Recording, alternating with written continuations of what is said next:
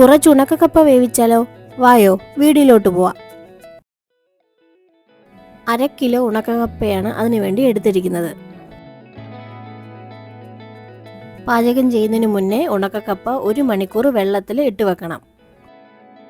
എന്നിട്ട് നല്ല പോലെ 2-3 പ്രാവശ്യം കഴുകി വാരിയെടുക്കണം.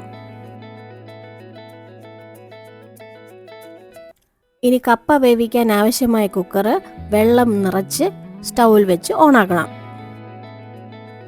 അതിനുശേഷം നമ്മൾ കഴുകി വാരി വെച്ച കപ്പ ഈ വെള്ളത്തിലോട്ട് ഇടണം. ഇനി ഹൈ ഫ്ലെയിം വെച്ച് 1 വിസിൽ അടുപ്പിക്കണം. കപ്പയ്ക്ക് വേണ്ട ഇൻഗ്രീഡിയൻസ് എന്തൊക്കെയാണെന്ന് നമുക്ക് നോക്കാം. 5-6 വെളുത്തുള്ളി നല്ല കഴുകി വൃത്തിയാക്കിയതും, 1/2 ടീസ്പൂൺ ജീരകം, 1/4 ടീസ്പൂൺ മഞ്ഞൾപ്പൊടി, ആവശ്യത്തിന് കറിവേപ്പില, 5 പച്ചമുളക്,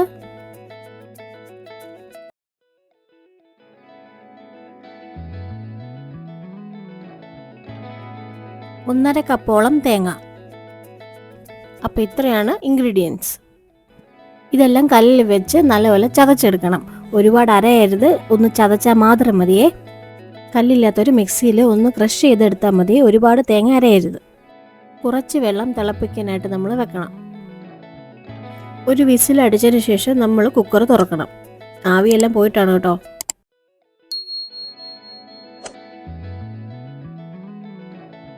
ഉണക്കക്കപ്പ നല്ല പാകത്തിന് വെന്തിട്ടുണ്ടേ.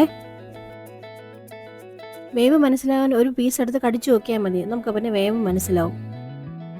ഇനി ഈ കുക്കറിലെ വെള്ളമെല്ലാം ഊറ്റിക്കളഞ്ഞ് നമ്മൾ നേരത്തെ തിളപ്പിച്ച വെള്ളം ഈ കുക്കറിലോട്ട് ഒഴിക്കണം. ചില ഉണക്കക്കപ്പയ്ക്ക് കയ്പുണ്ടാവും. അപ്പോൾ ആ കയ്പും കൂടെ മാറാൻ വേണ്ടിയിട്ടാണ് നമ്മൾ 2ാമത് ചൂടുവെള്ളം ഒഴിച്ചിട്ട് ഊറ്റിയെടുക്കുന്നത്.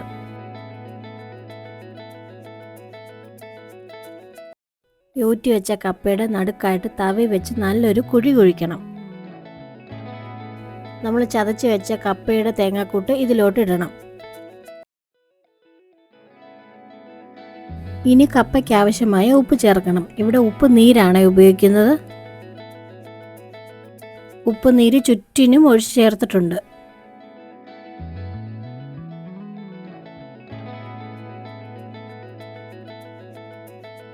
ഇനി കുറച്ച് കറിവേപ്പിലയും കൂടെ ഇടണം. ഇനി കപ്പയുടെ അരപ്പ് മൂടുന്ന രീതിയിൽ ചുറ്റിനുള്ള കപ്പ കൂട്ടി മുകളിൽ വെച്ച് ചേർത്ത് വെക്കണം.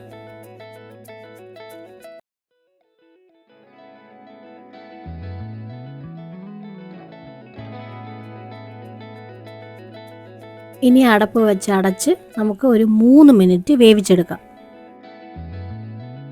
3 മിനിറ്റ് കഴിയുമ്പോഴത്തേക്കും തീ ഓഫ് ചെയ്യാം.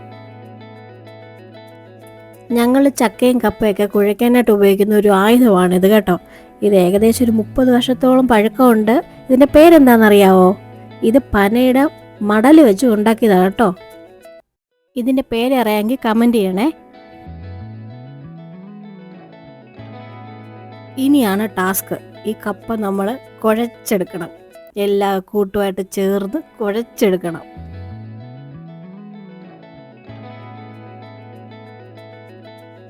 ഇനി അടി ചേർത്ത് നല്ലപോലെ ഇളക്കി യോജിപ്പിക്കണം. ആ തേങ്ങാക്കൂട്ട് എല്ലായിടത്തും എത്തുന്ന രീതിയിൽ നല്ലപോലെ ഇളക്കി യോജിപ്പിക്കണം. കാല് വെച്ച് നല്ലപോലെ അമർത്തി പിടിച്ചേക്കുവാണ് കേട്ടോ കുക്കർ. നല്ല ചൂടായതുകൊണ്ട് നമ്മളൊരു തുണിയിൽ പാത്രം വെച്ചിട്ട് ആ തുണി വെച്ചിട്ടാണ് ചവിട്ടി പിടിച്ചേക്കുന്നത്. അല്ലെങ്കിൽ നല്ലപോലെ കാല് കൊള്ളും. കണ്ടോ, കപ്പയുടെ കളറൊക്കെ മാറി ഇളം മഞ്ഞ കളറായി. നമ്മുടെ തേങ്ങാക്കൂട്ട് എല്ലായിടത്തും ഒരുപോലെ ആയിട്ടുണ്ട്.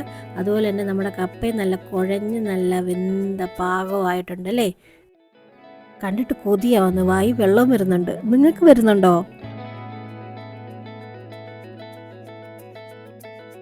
അങ്ങനെ നമ്മുടെ ഉണക്കക്കപ്പ റെഡിയായി. നല്ല കുഴഞ്ഞ വെന്ത പാകത്തിനായ ഉണക്കക്കപ്പ.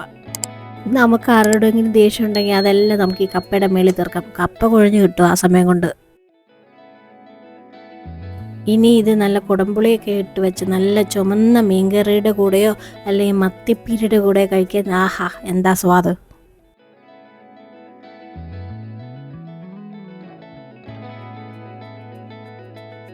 അങ്ങനെ നമ്മുടെ ഉണക്കക്കപ്പ വേവിച്ചത് റെഡിയായി.